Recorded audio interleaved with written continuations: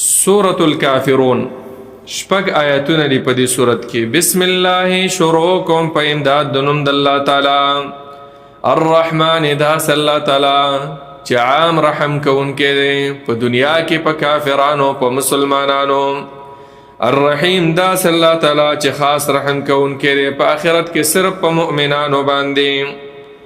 قل یا ایها الکافرون قل اوایه پیغمبرا د کافرو ته ووایه یا ایها الکافرون ای ټولو کافرانو لا اعبدو زه بندګي نه کومه فی الحال ما د هغه چا تعبدونه چې تاسو یې بندګي کوئ ولا انتم او نه تاسو عابدونه بندګي کوونکي اوس او فی الحال ما د هغه ذات چې اعبدو زه یې بندګي کوم ولا انا عابد او نه یم زه بندګي کوونکی په مستقبل کې ما د هغه شیز عبدتم چې عبادت یې کوئ تاسو یې کافرانو ولا انتم او نه تاسو عابدون بندگی کوونکي په مستقبل کې ما د هغه ذات اعبدو چې زه بندگی کوم.